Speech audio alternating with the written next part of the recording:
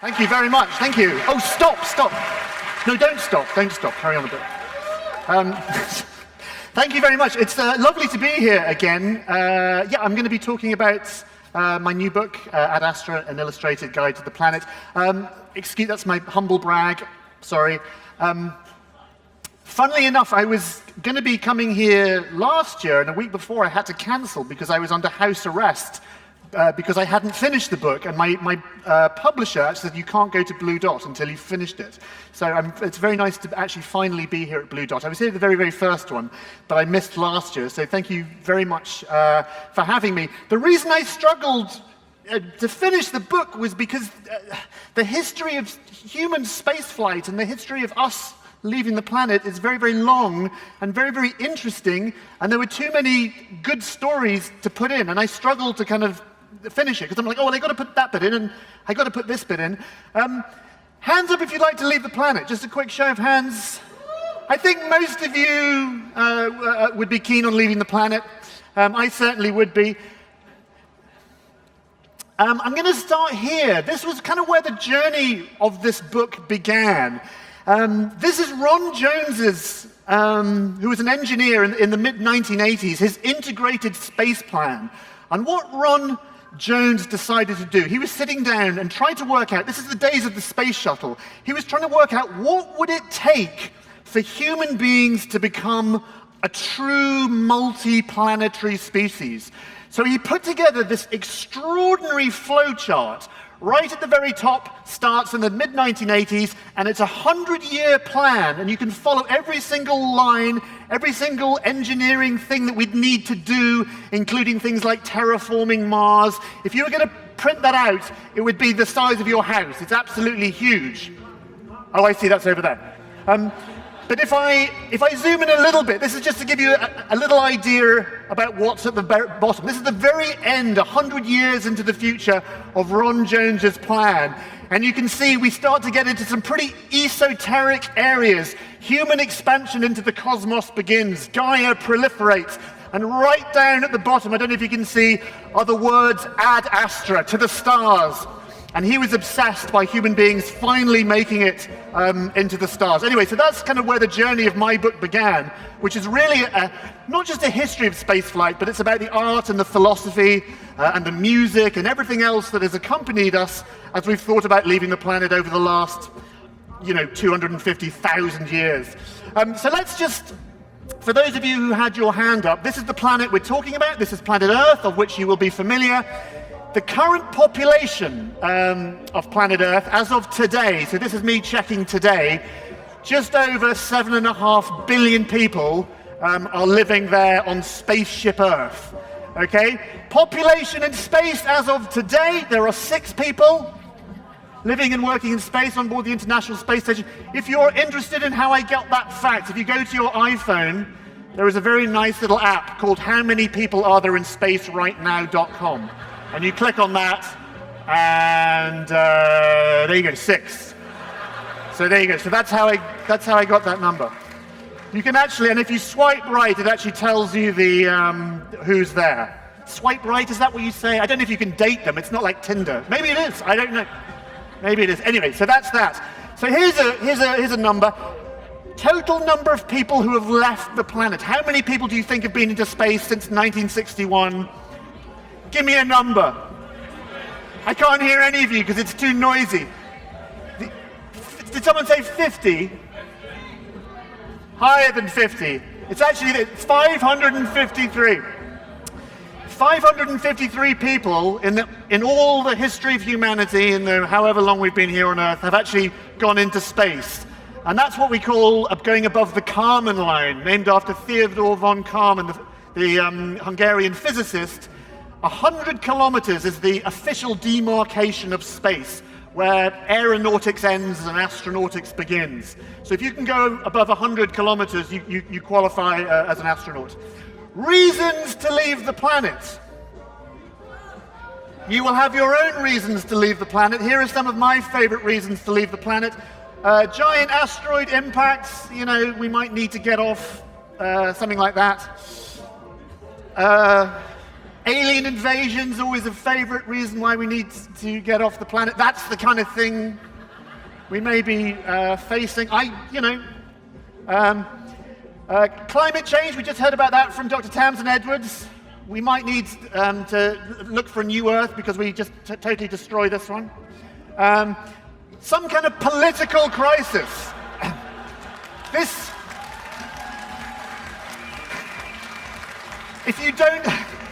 If you don't follow Cold War Steve on Twitter, follow Cold War Steve on Twitter. It's brilliant. You get a daily insight into the current British political climate. And so this was just the other day. This was live. This is Theresa May and Donald Trump's visit. So there could be some terrible geopolitical crisis. That might happen. Something like that. Or you might just simply want to go and have a little sort of holiday in space. This is the type of thing you might want to do. Do you have the right stuff? Now, when we think about astronauts and when we talk about astronauts, we always try and kind of measure ourselves. We've all sort of wondered, do I have that elusive quality that Tom Wolfe in his book, The Right Stuff, so eloquently described? Of course, the term The Right Stuff comes from the days of Project Mercury, the first American group, the Mercury 7, the first Americans who went up into space, that Tom Wolfe, who sadly passed away earlier this year, chronicled so well. It turns out, though, that the term The Right Stuff we can trace all the way back in time, long before we ever actually did leave the planet. And Johannes Kepler, the physicist, Kepler, who we owe so much to, wrote a book called Somnium in 1608. Somnium means dream. And Johannes Kepler was obsessed about humanity reaching into the stars. And he came up with his own astronaut candidate definition, the type of person who he think would go into space. And I've got it for you here, and we shall read it out loud. So this is Johannes Kepler choosing astronauts.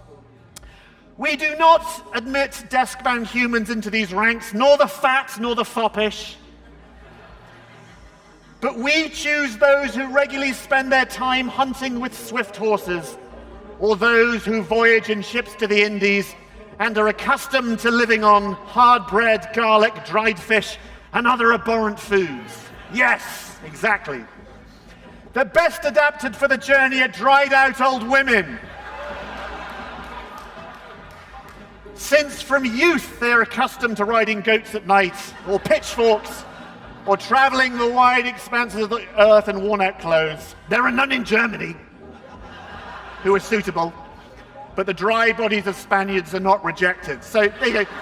That's The Right Stuff, 1608, long before Tom Wolfe. So hands up, who wants to leave the planet? Quite a few of you. Okay, a little experiment, because I know you're a very educated crowd. What I've done is I've downloaded the current NASA application form, and so if we get everyone to stand up, I'm interested to see who amongst you actually has the right stuff if you were applying to NASA today. So I'll go through each one by one. If it's not you, you've got to sit down, and we'll see who's left, and whoever's left standing will win a prize. And the prize is the chance to go into space. I kid you not. Okay, so sit down if you don't have a bachelor's degree in engineering, biological science, physical science, computer science, or mathematics. So if you have that, you can stand up. Okay, quite a lot of... Man, we've got a smart crowd. Okay, at least 3 years of related, progressively responsible professional experience, or 1,000 hours of pilot in command in a jet aircraft. What does that mean? I don't even understand that. Does that mean, basically, if you've got a job and you've had it for 3 years, you can go into space, according to NASA? Okay, 20/20 in each eye. You can have... If you wear glasses, it's okay, because John Young, the astronaut, he landed the shuttle. So they're quite... As long as it's correctable, it's okay, so you're all right. 140/90 blood pressure. Are you fit? Are you healthy? Are you fat? Are you foppish? You look all very healthy and lovely. Height between 62. God, what the hell's that? Shit, that's like 5'1" to 6'2". It's the Americans. They do it. Okay, but you all look good. Okay, good. Okay, here we go. Official scuba qualification. 1. Oh, we've got a few. We've got 1, 2, 3, 4, 5, 6, 8, 9. I'll take paddy open water. If you've got your paddy open water, you're all right. Have you got your paddy open water? Okay, good. Okay, can you swim 3 lengths in a swimming pool? Yes. Another 3 lengths in a flight suit? Probably. Tread water in a flight suit? Yes, you can do that. Okay, here's the clincher. Ready?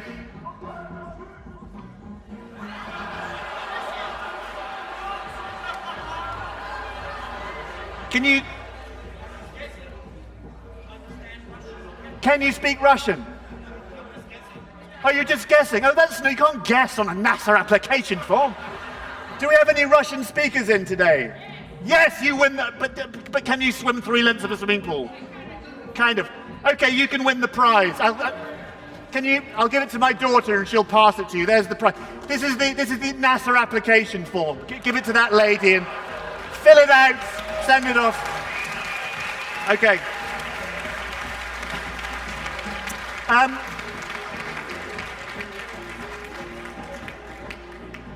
Can you hear me okay? It's kind of crazy. My favorite bit of astronaut training ever is actually the Japanese space agency, JAXA. What they do is, along with all the medical stuff and the things that astronauts do, they have a system whereby they take their astronaut candidates and they lock them up in solitary confinement for 3 days. And they have to, within those 3 days, the astronaut candidates have to make 1,000 origami cranes.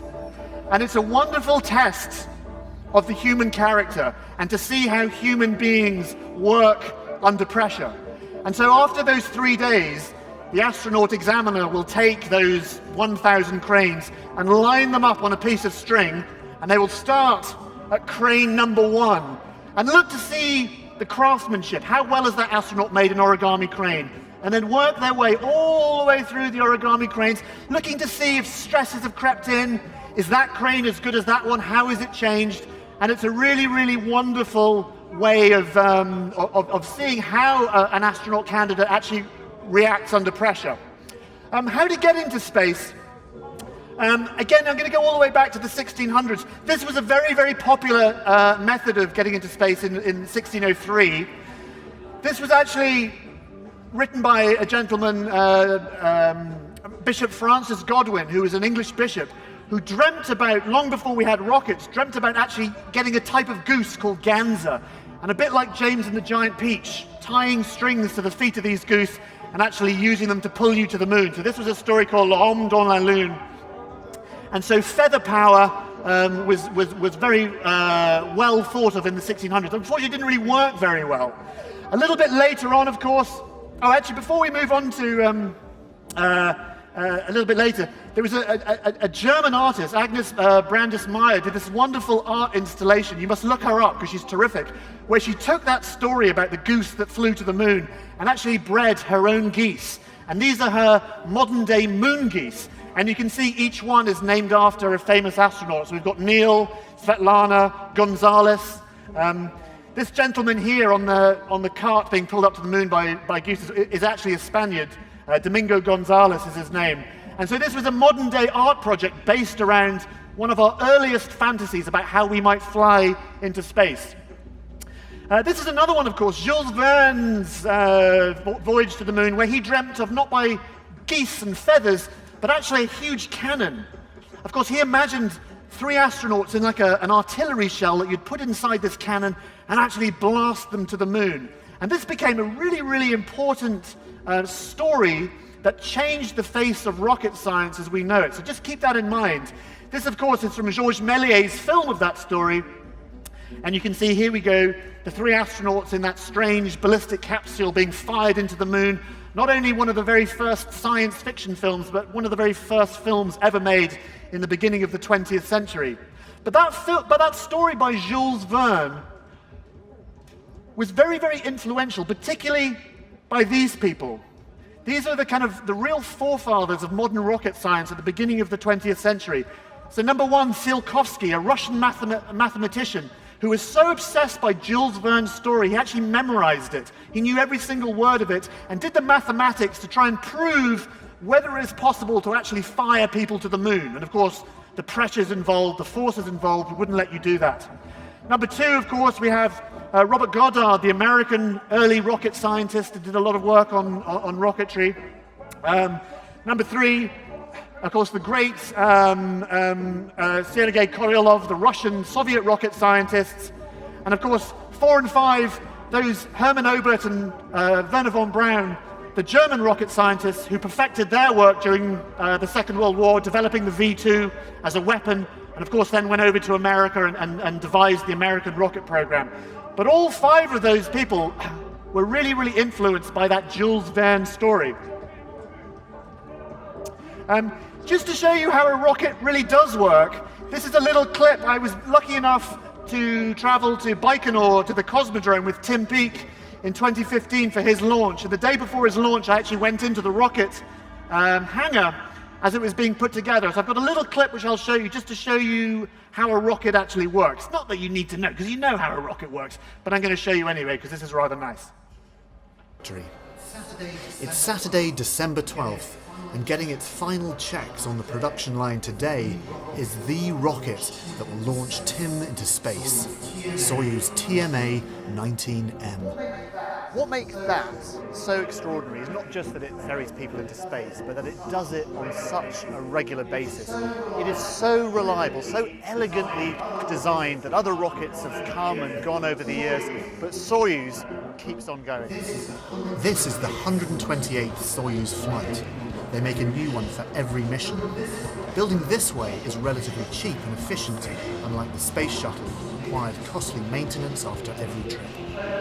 So this is the real muscle. This is the business end, the stage 1 boosters and the stage 2 central core, which all fire and lift off, just like a sprinter leaving the blocks to give you maximum power right at the beginning.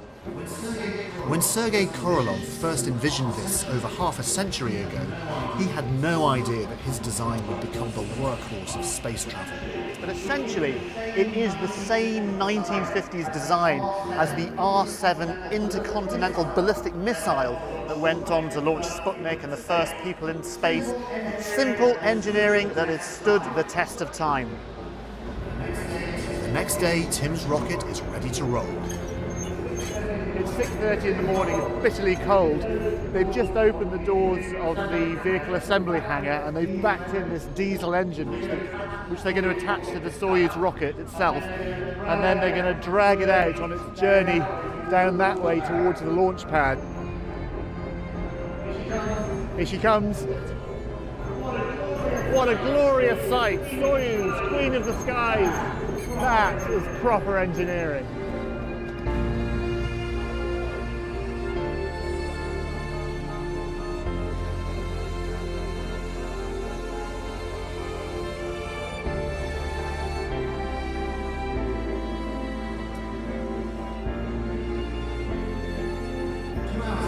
2 hours later, it arrives here at the historic Gagarin Start launch pad.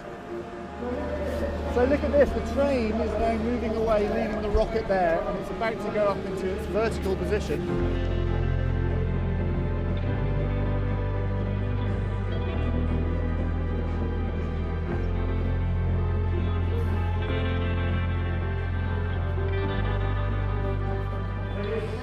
That's the bit I love the most, actually. A lot of people think that rocket fuel is hydrogen and oxygen, but it's actually holy water.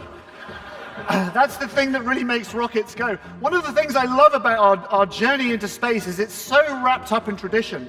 And the day before launch, the Soyuz rocket and the launch pad, that's the same launch pad that Gagarin went from, and Valentina Tereshkova and Helen Sharman and Tim Peake, and the whole history of spaceflight happened right there. It becomes an altar. It becomes this place of worship where the Russian Orthodox priest blesses the rocket and all the press are blessed and the astronauts are blessed. And it becomes this place of worship. It's a really wonderful thing that kind of reflects the human mind as much as the rocket science itself. For those of you who aren't going to go on Soyuz, if you're planning on buying a ticket to space, This was the very, very first, this is 1968, so 50 years ago, of course, was the launch of 2001: A Space Odyssey. And if you remember at the beginning of 2001: A Space Odyssey, Pan Am, the airline in the film, had this taxi service between the Earth and the Moon.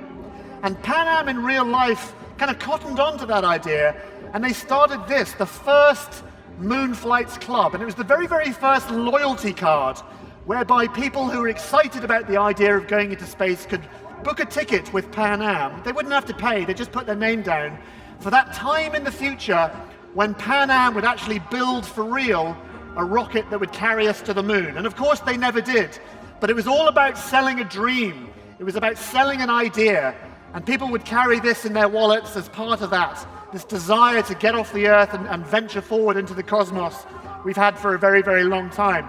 If you want to go Virgin Galactic, it's obviously not quite up and running yet, but you're looking at about 250,000, I think, for a ticket. Unlike Soyuz, it's not an orbital flight, it's just a suborbital hop, but of course you get your few moments of weightlessness at the top of that parabolic arc, and then you come down. Presumably Richard Branson's waiting for you at the bottom with champagne or something. Is that a good thing? I don't know. So that's Virgin Galactic. This one, of course, Blue Origin, you would have noticed last week had their test again. Again, they've gone for the feather power, a bit like in 1608.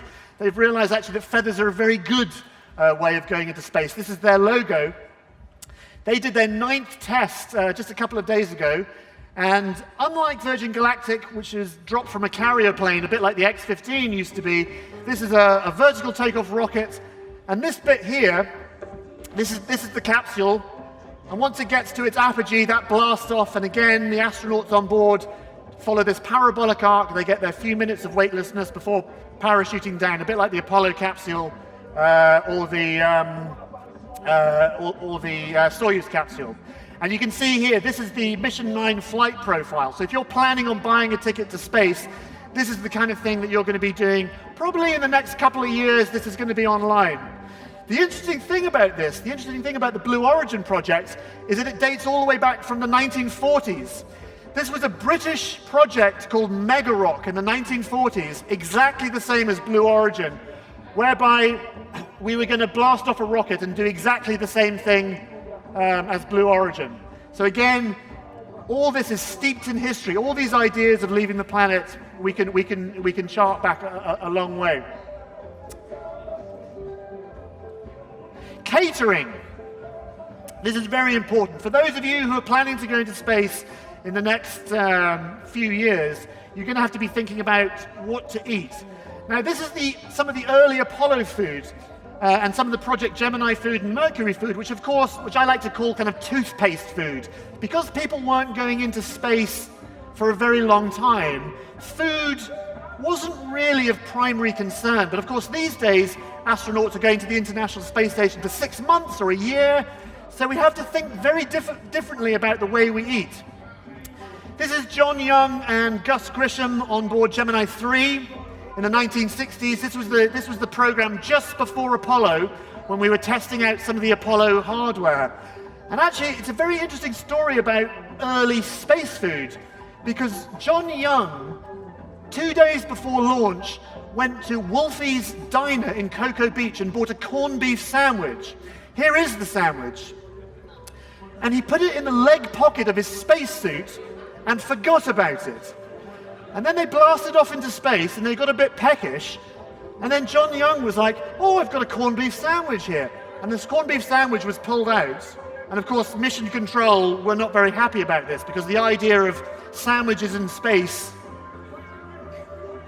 they were worried about crumbs getting involved in the interfering with the spacecraft. But if you're in Indiana, in the United States, that is in the Gus Grisham Museum. That the actual sandwich is actually preserved in that lump of plastic. So there you go. If you find yourself in Indiana, then there you go. The Gus Grisham Museum. This is the latest incarnation of the space sandwich. This is what astronauts on board the ISS use now. This is just a flat tortilla that you'd make a burrito out of. And of course, the great thing about burritos is they don't make crumbs, and you can wrap things up in them. So this is the astronaut Peggy Whitston They're demonstrating how to make a cheeseburger in space. I got very interested when I was thinking about space food, about who are the people who actually make the food.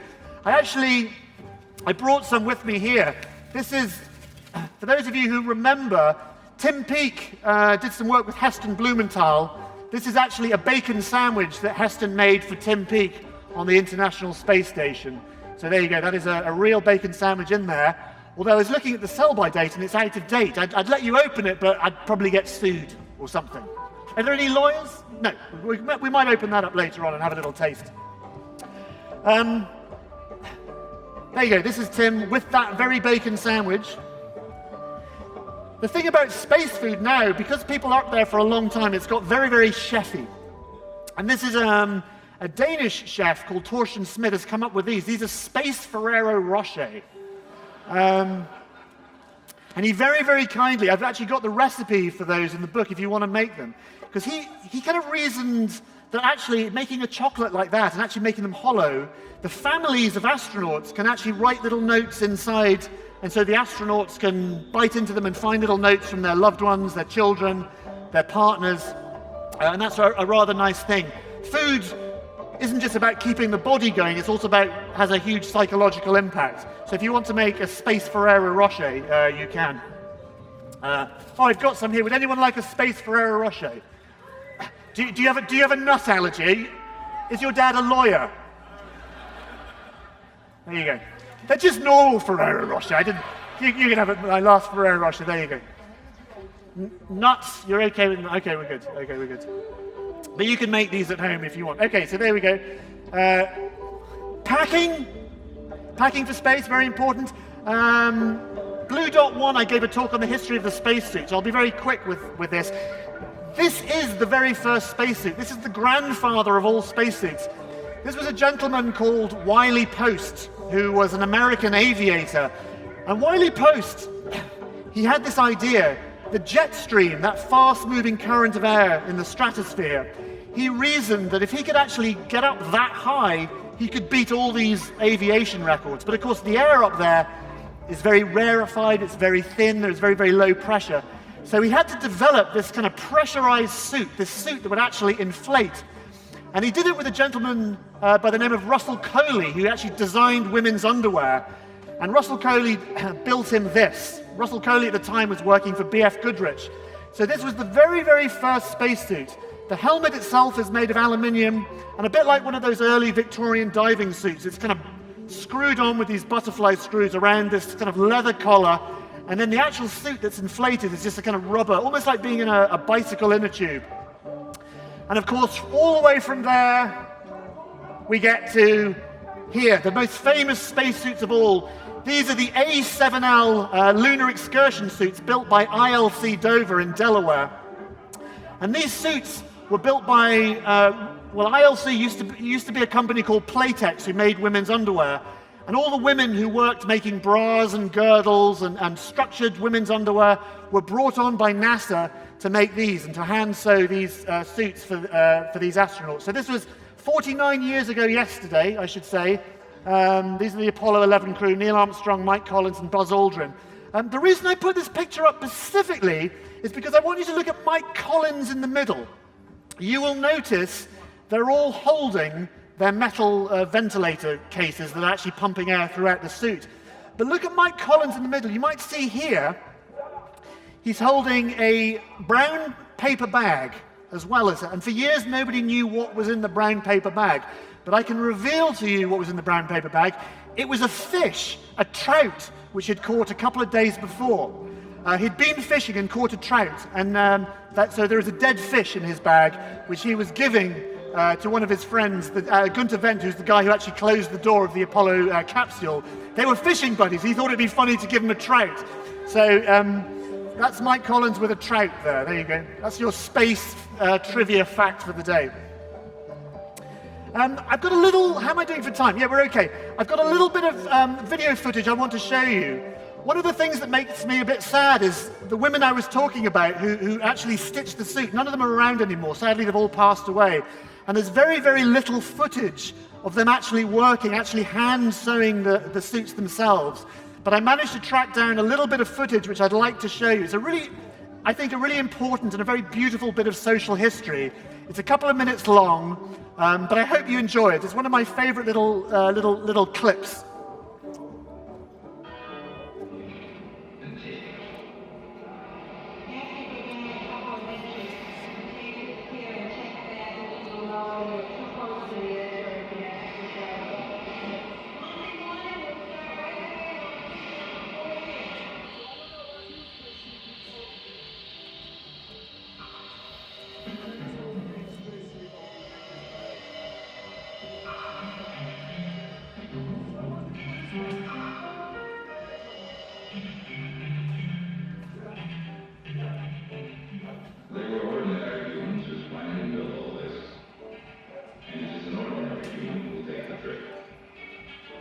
And the men who test the suit know the whole catalog of names for what happens to an ordinary human if a suit leaks.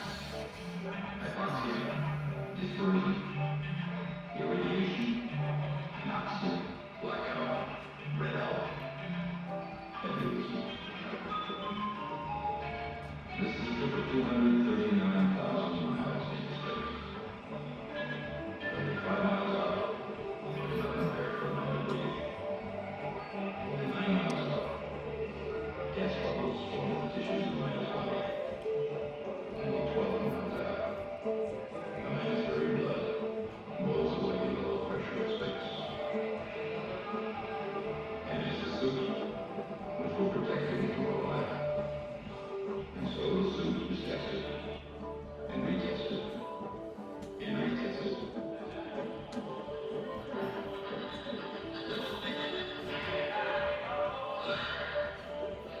Such a lovely bit of footage that I love it so much. It's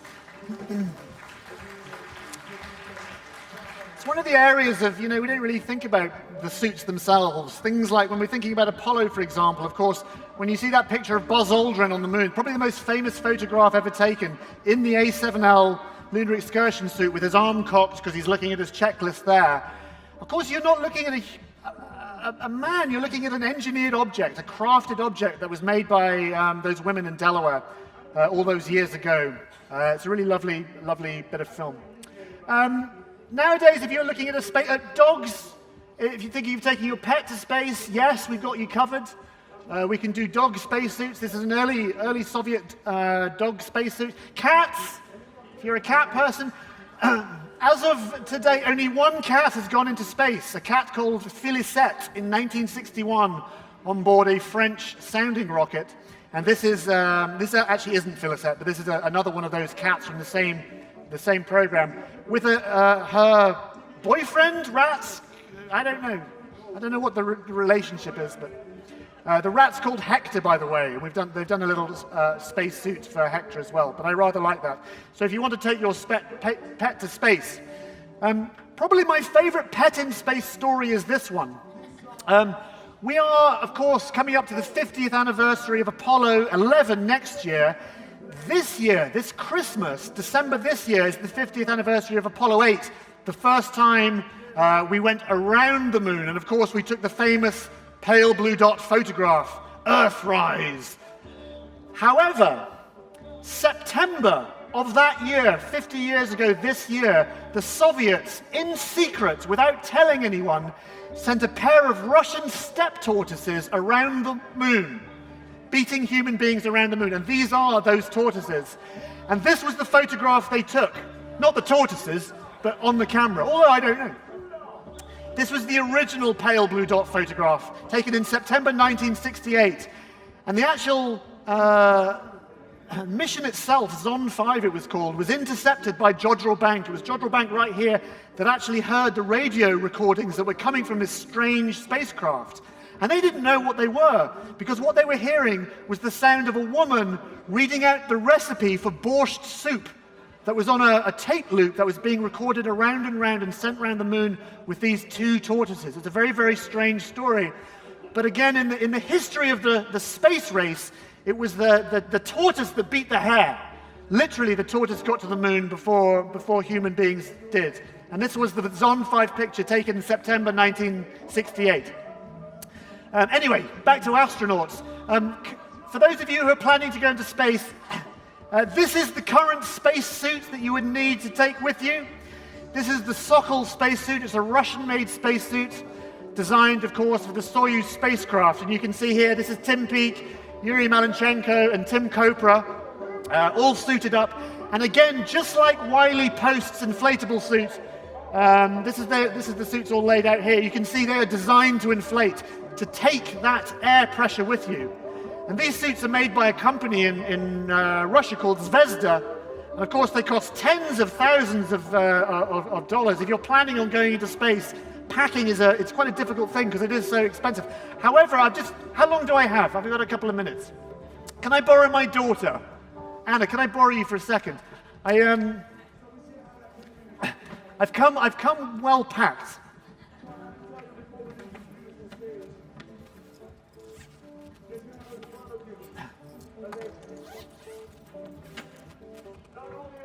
This is my daughter Anna. Round of applause for Anna.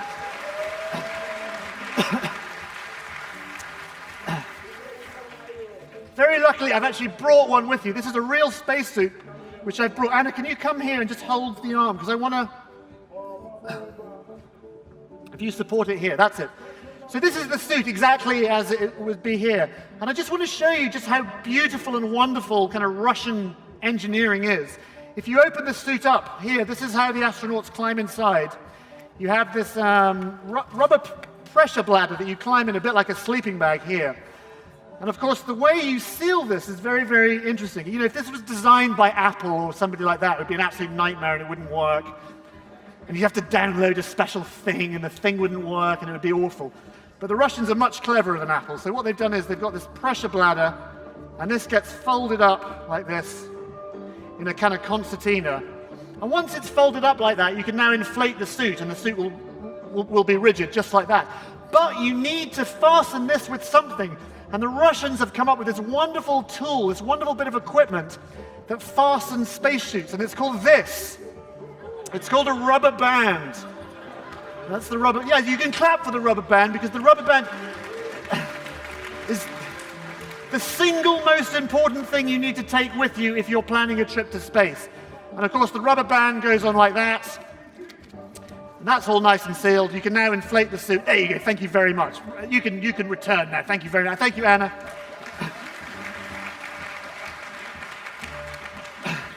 That gets sealed and you're zipped up and you're ready to go. So there you go. So that is a real Russian spacesuit. How long do I have? Am I okay for time? I've got 7 minutes. Okay. I thought I might end with a little story. Actually, can I do a story over the top of this? Okay. I mean, as much as this book is about a history of space travel and a guide to going into space, it is the most impractical guide ever written. It's in no ways is in any way useful to you. But it's as much about how we've dreamt to go into space. And there's lots of contributions in here, not just from astronauts, but from writers and people connected with that world. And when I was a kid, there was an American writer who some of you might know called James Thurber. James Thurber was a humorist who used to write for The New Yorker in the 1940s, 1950s. And there was a beautiful little short story that he wrote. It's not even a short story, it's just a couple of paragraphs. And I remember I was about 14 when I read it, and I totally fell in love with the story. And when I was writing the book, I thought, well, the only way I can possibly end it is with James Thurber's short story that I fell in love with all those years ago. And eventually I managed to get in touch with his agent and got in touch with his widow, or his daughter actually, and she very kindly let me reprint it in here. So I thought I'd read it to you, and then we'll end it. I've got it up here for you, so here it is. It's called The Moth and the Star, and I thought it would be a good place to end. Here we go. It actually works quite well with this kind of music. It's good. A young and impressionable moth once set his heart on a certain star. He told his mother about this, and she counseled him to set his heart on a bridge lamp instead. Stars aren't the thing to hang around, she said. Lamps are the thing to hang around. You get somewhere that way, said the moth's father. You don't get anywhere chasing stars. But the moth would not heed the word of either parent. Every evening at dusk, when the star came out, he would start flying toward it, and every morning at dawn he'd crawl back home, worn out with his vain endeavor. One day his father said to him, "You haven't burnt a wing in months, boy, and it looks to me as if you're never going to. All your brothers have been badly burnt flying around street lamps, and all your sisters have been terribly singed flying around house lamps. Come on now, get out of here and get yourself scorched. A big strapping moth like you without a mark on him." The moth left his father's house, but he would not fly around street lamps, and he would not fly around house lamps. He went right on trying to reach the star, which is 4 1/3 light years, or 25 trillion miles away. The moth thought it was just caught in the top branches of an elm. He never did reach the star, but he went right on trying, night after night, and when he was a very old moth, he began to think he really had reached the star, and he went around telling people so. This gave him a deep and lasting pleasure, and he lived to a great old age. His parents and his brothers and sisters had all been burnt to death when they were quite young. The moral of the story: who flies afar from the sphere of our sorrow is here today and here tomorrow. Thank you very much indeed.